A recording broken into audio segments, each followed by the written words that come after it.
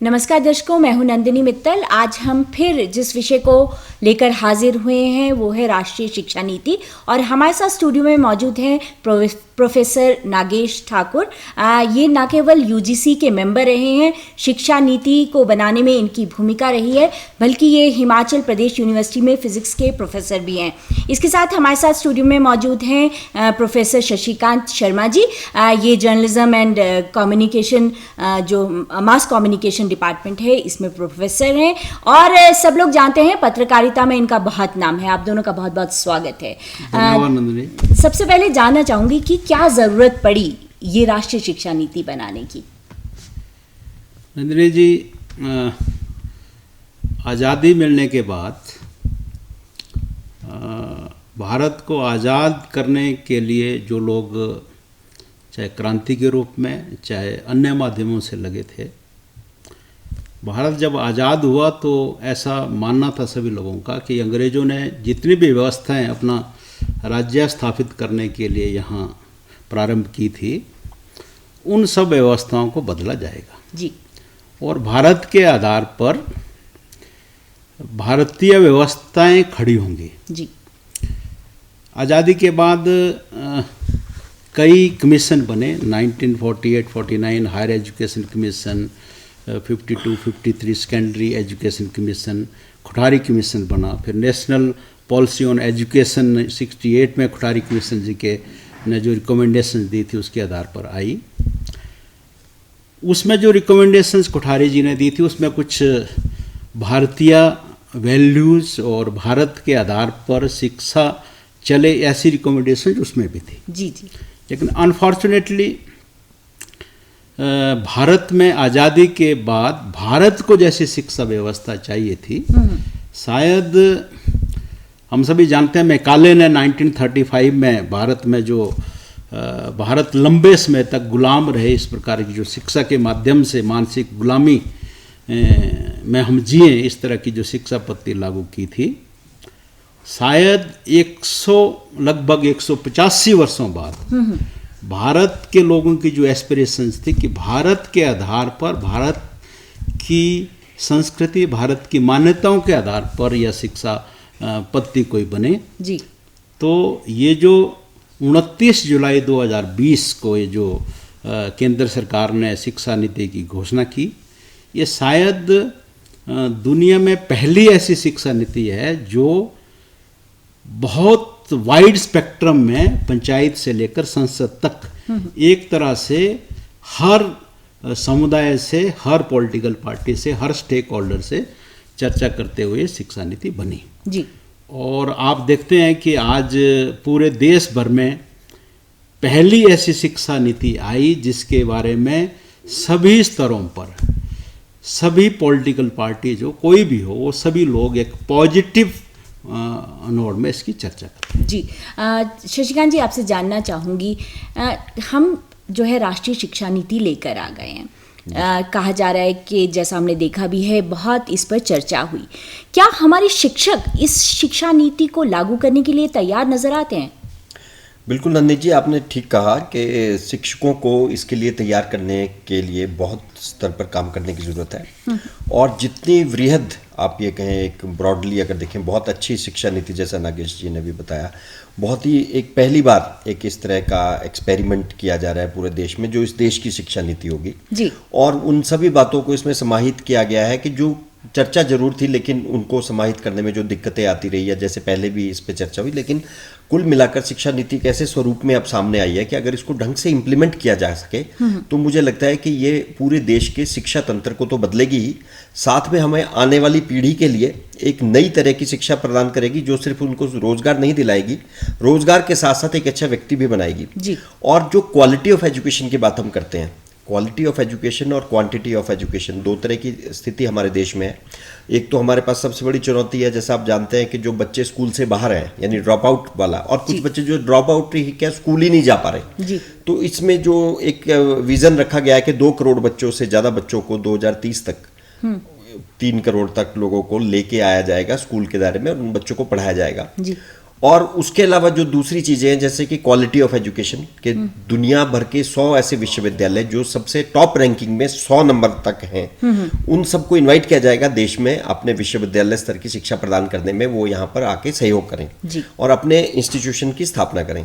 Second, हमारे देश के जो अच्छे इंस्टीट्यूशंस हैं उनको ग्लोबल बनाने की कोशिश होगी, उनको दूसरे विश्व में दूसरे बड़ी जगहों पर जाकर अपनी दुनिया में अपना परचम लहराने का मौका मिलेगा, उसमें सरकार उनका सहयोग करेगी और प्रोत्साहित किया जाएगा। तो इस सबसे बुनियादी सवाल जो आपने उठाया कि अब इतना सारा काम अगर होना है जी, तो इसमें देश के शिक्षकों की क्या भूमिका रहेगी। तो मुझे लगता है कि 2 स्तर पर इसमें काम होगा। एक तो सरकारी तंत्र जिसमें कि आपको ब्यूरोक्रेसी, जो हमने पहले भी चर्चा हम कर चुके हैं, सरकारी तंत्र का इसमें सहयोग होगा और खासकर उसको इम्प्लीमेंटेशन के समय शिक्षकों को मानसिक स्तर पर इसके लिए तैयार करने की जरूरत है और शिक्षकों को अपडेट करने की जरूरत है। और शिक्षक, क्योंकि जैसा मैं महसूस करता हूं कि इसके बाद एक जोश आया है, सब में एक जोश आया है और सबको लगता है कि कुछ होने वाला है, तो हर आदमी चाहता है कि वो भी उसमें कंट्रीब्यूट करे। तो बहुत बड़ा रोल एक शिक्षक का रहेगा, क्योंकि अगर आपने वर्ल्ड क्लास एजुकेशन देनी है तो शिक्षक उसके लिए तैयार होने चाहिए। उनको पता होना चाहिए कि दुनिया में आज किस स्तर पर कैसी एजुकेशन दी जा रही है, तो उसका एक्सपोजर होना चाहिए। तो मैं तो कहूंगा कि शिक्षकों को कोई ऐसी व्यवस्था भी इसमें की जाए कि इसको, नीति को जब हम लागू करने जा रहे हैं तो विश्वविद्यालय स्तर के शिक्षकों को, कॉलेज स्तर के शिक्षकों को, उनको भी एक विश्व स्तर का एक अनुभव उनको मिले, ओरिएंटेशन प्रोग्राम्स, कुछ ऐसी स्कीम्स हों जिसमें कुछ पैसा अगर वो खुद कंट्रीब्यूट करें, कुछ पैसा सरकार की तरफ से दे। बहुत सारी स्कीम सरकार की चल रही है कि वो विश्व स्तर के विश्वविद्यालयों में उनको भेजा जाए, वो देख कर आए कि वहाँ के चल भी रहे हैं ऐसे कार्यक्रम, बहुत सारे चल भी रहे हैं, लेकिन इस चीज को प्रोत्साहित करने की जरूरत है जिससे कि शिक्षक हमारे इसके लिए तैयार होंगे। आप दोनों जो हैं वो शिक्षक हैं और हायर एजुकेशन की हम बात करते हैं, लेकिन देखने की बात ये भी आई है कि शिक्षा के स्तर में लगातार गिरावट की बात भी सामने आ रही है, चाहे हम स्कूल की बात करें या फिर हायर एजुकेशन की बात करें। अगर हम देखें, अपनी अनुभव में ही देखें कि जो लोग 1968 जो 60s में पढ़े, उनका स्तर +2 उसका स्तर और आजकल के पोस्ट ग्रेजुएट का स्तर बराबर ही आपको नजर कहा जाता है कि जो 10वीं अगर अंग्रेजों के जमाने का 10वीं और आज का आपका PhD, मुझे लगता है वो ज्यादा पढ़ा लिखा नजर आएंगे। बिल्कुल, नागेश जी से जानूंगी क्योंकि UGC में थे और मूल्यांकन भी शिक्षक का वहीं से होता है, किस तरह से शिक्षा में बदलाव आएगा, किस तरह का शिक्षक होना चाहिए। आपको लगता है कि कहाँ पर कमी रह गई है? नंदिनी जी, जो पब्लिक परसेप्शन बनती है वो वास्तव में आज पूरे भारतवर्ष में हम जब देखते हैं तो शिक्षा के क्षेत्र में, चाहे वो केंद्रीय विश्वविद्यालय हो, चाहे IIT हो, चाहे IIM हो, चाहे स्टेट यूनिवर्सिटीज हो जी,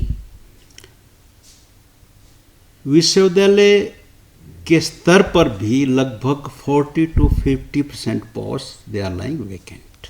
आज का जो सिनेरियो, और शिक्षा के क्षेत्र में आज तक की चाहे प्रदेश सरकारें हो चाहे केंद्र की सरकारें हो, किसी ने ज़्यादा ध्यान नहीं दिया, जिसके कारण से शिक्षा में बजट बहुत कम रहा, शिक्षकों की नियुक्ति बहुत कम हुई, और आप देखते होंगे देश भर में पार्ट टाइम टीचर, हेडऑक टीचर, तो एक जिसको कहेंगे इस तरह के क्वालिटी टीचर अपॉइंट न होने के कारण से वास्तव में ये शिक्षा का स्तर जो आप कह रहे हैं वो देखने को मिल रहा है जी। इस राष्ट्रीय शिक्षा नीति में 2-3 पॉइंट मैं आपको बताता हूँ जो इन सब बातों को दूर करेंगे जी।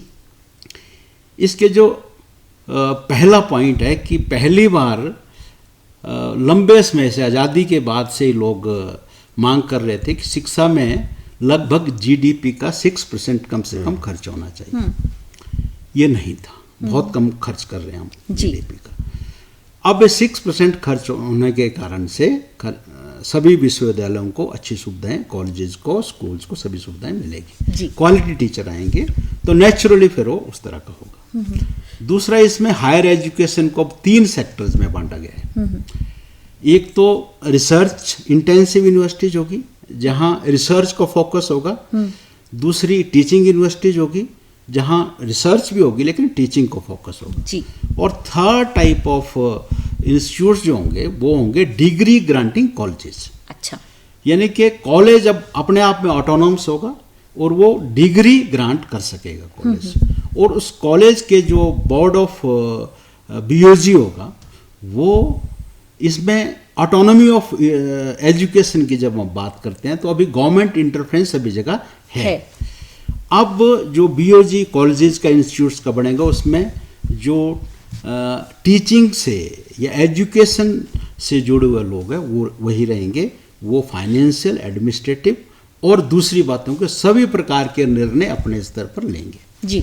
दूसरा, पिछले कल माननीय प्रधानमंत्री जी देश भर के गवर्नर्स के साथ इंटरेक्शन कर रहे थे, तो आपने उनकी बात सुनी होगी कि यह शिक्षा नीति सरकार की शिक्षा नीति नहीं है, ये देश की शिक्षा नीति है। जिस तरह से राष्ट्र की विदेश नीति होती है, रक्षा नीति होती है, उसी तरह से शिक्षा नीति है। जी। तो मुझे लगता है कि इतने बड़े स्तर से इस तरह का एक पॉजिटिव सोच होने के कारण से और ऑटोनॉमी जब हमें मिलेगी उसके कारण से ये सब जो आप कह रहे हैं क्वालिटी एजुकेशन होगी। दूसरा, दुनिया भर में जो देश रिसर्च एंड इनोवेशन में सबसे ज़्यादा खर्च करता है वहाँ देश विकास की दृष्टि से सबसे ऊंचे पायदान पर है आज की। जी।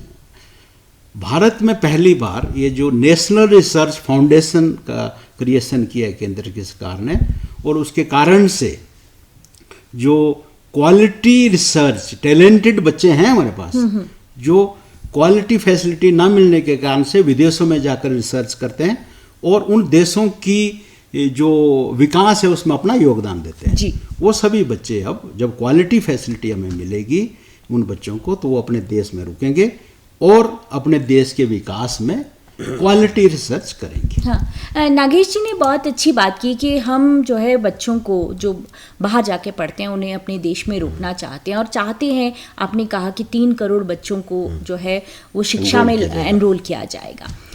मेरा सवाल आपसे ये है, जिस देश का केवल कुछ प्रतिशत लोग जो हैं वो टैक्स देते हैं, यानी वो सक्षम हैं अपने बच्चों को पढ़ाने के लिए, जब ये सब कुछ प्राइवेट हो जाएगा, सरकार की अगर भागीदारी नहीं होगी तो ऑब्वियसली शिक्षा जो है वो महंगी होनी लाजमी है। तो आपको क्या लगता है कि कितना सार्थक रहेगा ये जो एक्सपेरिमेंट है?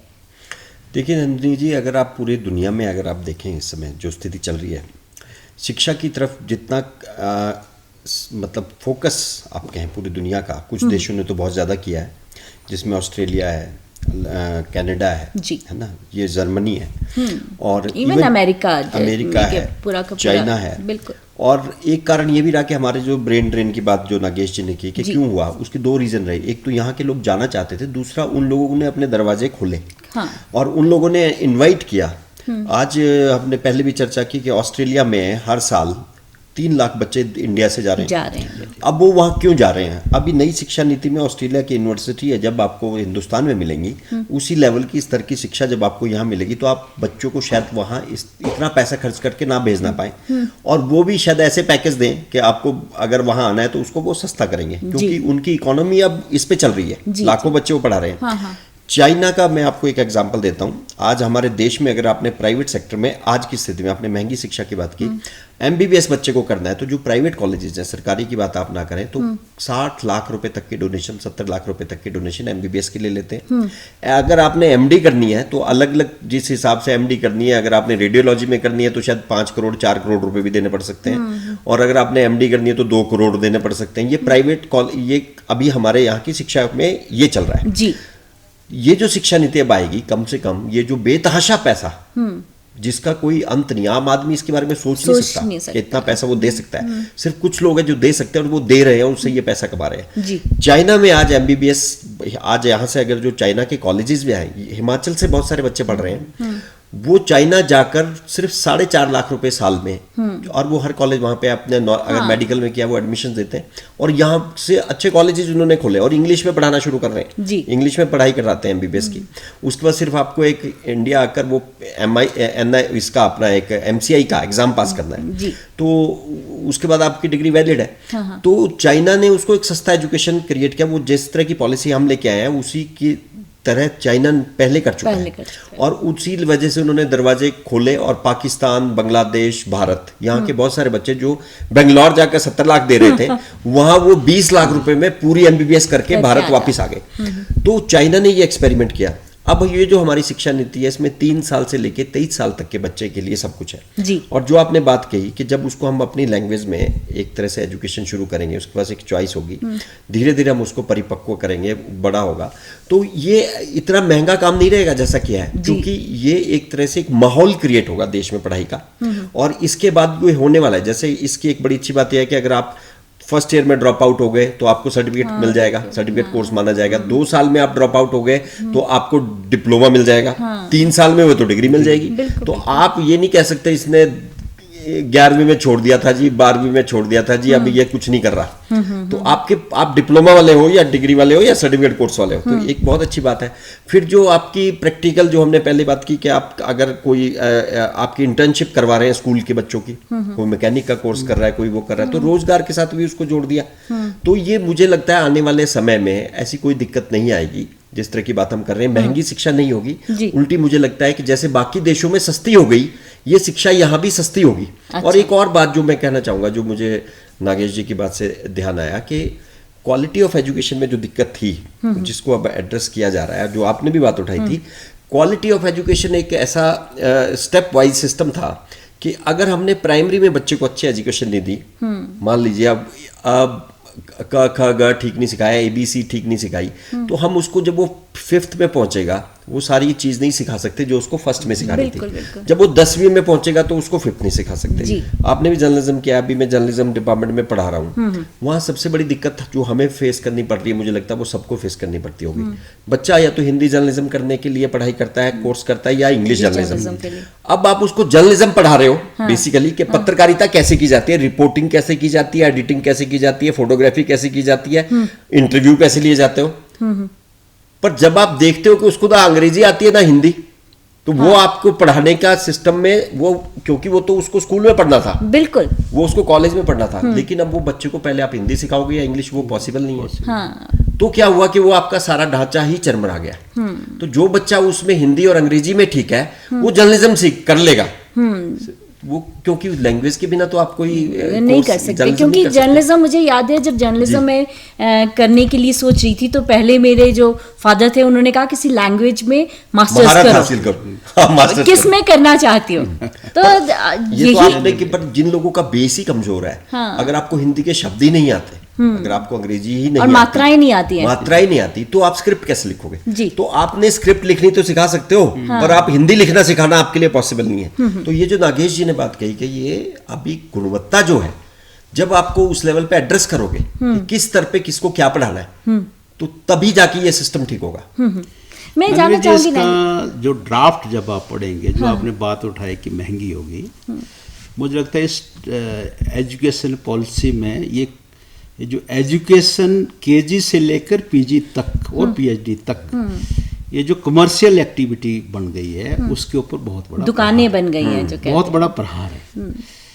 इसमें अब 3 साल के बाद एक जो डबल स्टैंडर्ड सिस्टम था हमारा, कि कुछ जो इकोनॉमिकली साउंड लोग हैं उनके बच्चे 3 साल बाद प्राइवेट स्कूल में जाते थे जी, और कुछ गरीब लोगों के बच्चे 5 साल के बाद जी जी। तो अब वो डिस्पैरिटी खत्म हो गई, 3 साल के बाद सब जाएंगे। दूसरा इसमें एक और किया है, जो वैसे तो वो PhD लेवल तक है, लेकिन खासकर स्कूली शिक्षा अपनी मातृभाषा में जो करने की बात कही है, वो बहुत इम्पोर्टेंट है। आप सोचिए, आप इंग्लिश लैंग्वेज या फ्रेंच लैंग्वेज या हिंदी किसी के भी एक्सपर्ट हो सकते हैं जी, लेकिन स्वप्न हमें अपनी मदर टंग में आता है। तो नेचुरली जो बच्चे का जो ब्रेन का डेवलपमेंट, जो साइंटिफिक स्टडीज बताती है, वो लगभग 8 साल तक, कई कहते हैं कि 6 साल तक उसका जो ब्रेन है वो मैक्सिमम डेवलप हो जाता है जी। उस समय में जब आप इनडायरेक्ट वे से, जब हम घर में भी जो चीज़ें सीखते हैं, उसी भाषा में जब आप स्कूल में सिखाएंगे उस बच्चे को, तो उसका जो एक ऑलराउंड डेवलपमेंट है वो होगा जी। उसके कारण से बाद में ठीक है, वो किसी भी, जैसे 6th के बाद फिर उसको थोड़ा सा, जैसा डॉक्टर साहब ने कहा कि अनेक प्रकार के, जैसे मान लिया अभी प्रधानमंत्री जी कृषि का विषय भी 7वीं 8वीं में जब लगाएंगे, तो उसको कृषि का नॉलेज है, घर में वो देखता है, जब वो वहाँ पढ़ेगा तो उसको साइंटिफिकली कैसे कृषि में हमें यूज करना है अपने परिवार वालों को सिखा सकता है जी। या कृषि से हम कैसे व्यापार अच्छा कर सकते हैं, वो बच्चा साइंटिफिकली उन जगहों पे पढ़ जाके सीख सकते हैं। नागेश जी, आपसे पूछना चाहूँगी, आप यूजीसी के मेंबर हैं, ये बात ज़रूर यूजीसी में आई होगी कि अगर हम मातृभाषा में बच्चों को शिक्षा देते हैं तो एमबीबीएस की पढ़ाई जो खास करके अंग्रेज़ी में ही है, या फिर कहें लॉ की पढ़ाई जो अगर आप देखो तो पूरा का पूरा कोर्ट जो है वो इंग्लिश में चलता है, इसके साथ साथ हम अगर इंजीनियरिंग की बात करें, ये तीन पढ़ाई जो खास करके तीन क्षेत्र हैं, इसमें हम कैसे बच्चों को पढ़ाएंगे? देखिए, महर्षि अरविंद ने एक विषय कहा था, किसी राष्ट्र की हत्या करनी है तो उस राष्ट्र के लोगों को उनकी भाषा से काट दो, वो राष्ट्र अपने आप समाप्त हो जाएगा जी। तो मैंने पहले जो कहा आपको, मैकाले ने यही साजिश की और अनफॉर्चुनेटली वही ट्रेंड आगे तक चलता रहा। अब जैसा मल्टी डिसिप्लिनरी यूनिवर्सिटी शुरू होगी, अब कोई साइंस, आर्ट्स, कॉमर्स फैकल्टी अलग अलग नहीं होगी। जो बच्चे का, मैं कहता हूँ ये शिक्षा नीति एक स्टूडेंट सेंट्रिक शिक्षा नीति है। बच्चे का जो मन कर रहा है, मैं फिजिक्स के साथ मैं म्यूजिक में अच्छा हूँ तो वो सीखना है, मैंने वो सीख सकता है जी। तो उसके कारण से जो भाषा का बैरियर जबरदस्ती क्रिएट किया है कि हम साइंस की स्टडी या मेडिकल की स्टडी केवल इंग्लिश में कर सकते हैं, वो सब समाप्त हो जाएगा। वो ठीक है, उसमें टाइम लगेगा जी, ठीक है, ट्रांसलेशन होगा, फिर नेचुरल वे से सभी लोगों को काम करना पड़ेगा, तभी इसमें 15 साल का स्पैन दिया है। अच्छा। जो प्राइमरी एजुकेशन में जो GER की बात डॉक्टर साहब ने की कि 2030 तक लगभग 100% बच्चे जो है वो स्कूलों में जाएंगे जी। ये जब शुरुआत से ही मातृभाषा में सीखना शुरू करेंगे, और हमारे यहाँ विद्वान बहुत हैं ट्रांसलेशन के, बिल्कुल अपनी अपनी भाषा के शिक्षाविद बहुत लोग हैं, वो सब मान लिया, ये सब किताबें जब तैयार करेंगे, मटेरियल जब तैयार करेंगे तो एक नेचुरल वे से सारी चीज़ें हो जाएगी जी। और एक इंटरडिसिप्लिनरी अप्रोच जो और मल्टीपल एंट्री एग्जिट सिस्टम होने के कारण से अब बच्चों में एक जो मानसिक डर रहता था कि चाहे फर्स्ट ईयर में एडमिशन ली, बाय द वे साइंस ले ली मैंने, सेकंड ईयर फाइनल ईयर में पेरेंट्स का प्रेशर था लेकिन पास नहीं हो पाया, तो फेल का तगमा लेकर पूरी जिंदगी भर वो घूमता था जी। अब इसमें फेल नाम की कोई चीज़ नहीं। कभी भी आप 80 साल तक की आयु तक, इसमें एक क्रेडिट बैंक सिस्टम है, इसमें कहीं से भी क्रेडिट अर्न कर सकते हैं। तो उसके कारण से आप मान लिया किसी मजबूरी के कारण से किसी बच्चे ने अपने पढ़ाई बीच में छोड़ दी, वो किसी भी आयु में जाकर वो क्रेडिट कहीं से भी, केवल एक यूनिवर्सिटी से नहीं, एक कैंपस से नहीं, देश में कहीं से भी जो क्रेडिट बैंक क्रेडिट ट्रांसफर की सुविधा आएगी, वो उसके आधार पर वहाँ से क्रेडिट अर्न करके अपनी शिक्षा आगे ले जा सकते हैं। मैं शशिकांत जी से एक पत्रकारों वाला कमेंट चाहूँगी, बिकॉज जब हम पत्रकार हर चीज़ को बहुत क्रिटिकली एनालाइज भी करते हैं, और अगर देखा जाए तो इस शिक्षा नीति का जो एक बहुत ज़्यादा क्रिटिसिज्म यही हो रहा है कि हमारे पास शिक्षक मातृभाषा में भी उपलब्ध नहीं है, हम किस तरह से उनका ओरिएंटेशन करेंगे, और बहुत सारी नीतियाँ जो हैं वो कागज़ों में बनती है, उसको इम्प्लीमेंट करने में बहुत परेशानी आती है और वो अंत में ख़त्म हो जाती है। आपका क्या अनुभव है कि क्या ये शिक्षा नीति हमारे देश को आगे ले जा पाएगी? नंदी जी, मुझे लगता है कि देखिए, हो सकता है कि जैसे डॉक्टर साहब ने कहा कि 15 साल का टाइम अभी इसमें है, कि हो सकता है कुछ और एक्सपीरियंस जब होगा उसके बाद कुछ छोटे मोटे बदलाव इसमें कर दिए जाएं। अगर किसी स्तर पे लगेगा सरकार को कि ये यहाँ पे दिक्कत है या यहाँ पे नहीं है, वो एक प्रोसेस है और कोई भी चीज़ परफेक्ट नहीं हो सकती। जब आप उसको लागू करेंगे तब भी आपको उसकी कॉम्प्लिकेशंस, इम्प्लीकेशंस के समय उस स्थितियों का पता चलेगा। लेकिन इस बात से मैं पूरी तरह से सहमत हूँ, और ये तो कोई डिबेटेबल बात नहीं है कि अगर आप जापान अपनी भाषा में पढ़ सकता है, चाइना अपनी भाषा में पढ़ सकता है और रशिया अपनी भाषा में पढ़ सकता है। आपने देखा होगा कि जब उन्होंने पुतिन जी ने अपनी कोरोना की दवाई दी, उन्होंने अपनी भाषा में उसी में कहा। तो ये जब हम ये आज कौन व्यक्ति ऐसा है जिसकी मदर टंग इंग्लिश है? देश में बड़े कम लोग होंगे, कुछ स्टेट्स को छोड़ दें आप, नॉर्थ ईस्ट की, वो भी उनकी मदर टंग नहीं है। पेरेंट्स इंग्लिश बोलते हैं इसलिए वो बच्चे बोलते हैं, अदरवाइज तो हमारी भाषा अंग्रेजी नहीं है। तो हमने ये बहुत बड़ा एक अपने ऊपर एक लवादा ओढ़ के रखा है कि अंग्रेजी के बिना शायद कुछ नहीं है। और ठीक है, इंग्लिश का ज्ञान होना बहुत जरूरी है क्योंकि आज पूरे देश की एक इंटरनेशनल भाषा है, अंतर्राष्ट्रीय भाषा है। पर लेकिन आप अपनी भाषा को अगर राष्ट्रीय भाषा नहीं मानोगे, अंतर्राष्ट्रीय नहीं मानोगे, तो वो कहां से होगी? तो हिंदी तो बहुत ही रिच भाषा है और इसमें सब कुछ स्कोप है। आप गुजरात में जाइए, गुजराती में सब कुछ हो रहा है। बिल्कुल। तो वहां पे अगर वो गुजराती कंपलसरी करके अपनी एजुकेशन अच्छी दे सकते हैं। हर व्यक्ति को तो यूएस और उधर इंग्लैंड नहीं जाना है ना, लंदन नहीं जाना है। तो जिसने जाना है वो उस हिसाब से इंग्लिश भी सीखे, और इसमें मनाही नहीं है, ऐसा नहीं है। पर एक कंफर्ट दिया गया है कि एक बच्चा जो सिर्फ हिंदी स्कूल में पढ़ रहा है या जिसका एनवायरनमेंट हिंदी का या गुजराती का या पंजाबी का है और वो इंटेलिजेंट है, सिर्फ इस वजह से पीछे ना रह जाए कि उसको इंग्लिश नहीं आती। जी जी जी जी, ये बराबरी का वो किया गया। अब बड़ी ये बात यहीं खत्म नहीं होती है, बड़ी लंबी इसमें वो है। अगर आप देखें अदालतों की कार्रवाई इंग्लिश में चल रही है, जिसने केस कर रखा है उसको कुछ नहीं पता चल रहा है उसका हो क्या रहा है, जो स्टेक होल्डर है उसको कुछ नहीं पता। सारे जो लड़ रहा है वकील वो उसकी तरफ मुंह देख रहा है, ये लड़ क्या रहा है, जबकि केस उसका लड़ा जा रहा है और वो बाद में पूछता हुआ क्या, फैसला किसके हक में हुआ, तो वो उसको फिर ट्रांसलेट करके बता रहा। तो ये मजाक है वैसे देखा जाए। बिल्कुल। तो ये शुरुआत यहीं से होगी, शिक्षा नीति से होगी, इसी के बाद बदलाव बाकी क्षेत्रों में आएंगे। मैंने वो इनसे शशिकांत जी ओरिएंटेशन के लिए, शिक्षक के ओरिएंटेशन प्रोग्राम्स के लिए क्या सोचा यूजीसी ने? देखिए, इसमें सबसे पहला स्टेप तो ये होगा कि जो एक हायर एजुकेशन कमीशन माननीय प्रधानमंत्री जी की अध्यक्षता में होगा, उसके बाद फिर स्टेट में इसकी टास्क फोर्स बनेगी जी। फिर हायर एजुकेशन और प्राइमरी एजुकेशन की अलग अलग समितियां बनेगी। उसके आधार पर टीचर्स के लिए इसमें उनकी ट्रेनिंग, उनकी ओरिएंटेशन, जैसा आप कह रहे हैं, उनकी ओरिएंटेशन के लिए प्रोग्राम मॉड्यूल्स तैयार होंगे। उसके आधार पर देश भर में शिक्षकों की कैसे इस शिक्षा पद्धति को लागू करना है उसकी पूरी ट्रेनिंग होगी जी। तो फिर क्योंकि हम सब यूज टू हैं, देखिए सब्जेक्ट तो मुझे फिजिक्स पढ़ाना तो मैं फिजिक्स पढ़ाऊंगा, आप मान लीजिए इंग्लिश पढ़ा रहे हैं तो आप इंग्लिश पढ़ाएंगे, किसी को मराठी लैंग्वेज पढ़ानी वही पढ़ाएंगे जी। लेकिन इसके स्ट्रक्चर को थोड़ा चेंज करना है जी जी। और एक तरह से भारत के हर नागरिक को इसका क्रिटिसिज्म क्यों नहीं हो रहा है, पॉलिटिकली ठीक है थोड़ा बहुत लोग करते होंगे, हर व्यक्ति को लग रहा है भारत के, चाहे वो बहुत एक्सपर्ट पर्सनैलिटी है, चाहे गांव का एक में रहने वाला व्यक्ति है, हर टीचर को, हर आदमी को ये लग रहा है कि इस शिक्षा पद्धति में शायद हमारे कुछ शब्द डाले गए हैं जी। क्योंकि मोस्ट कंसल्टेड शिक्षा नीति आई और हर आदमी की अंदर जो सोच थी कि ऐसा होना चाहिए जी, वो इस शिक्षा नीति के रूप में बाहर आई है। तो मुझे लगता है इस शिक्षा नीति की, ऐसा मैं, हो सकता है आप ऐसा कहें कि आप बहुत पॉजिटिव बोल रहे हैं, लेकिन जिस अग्रेसिव वे से देश के प्रधानमंत्री 2 बार देश के लोगों से, शिक्षाविदों से इंटरेक्शन कर ली उन्होंने, 7 अगस्त को की और पिछले कल गवर्नर्स के माध्यम से भी देश भर के शिक्षाविद जुड़े थे जी जी।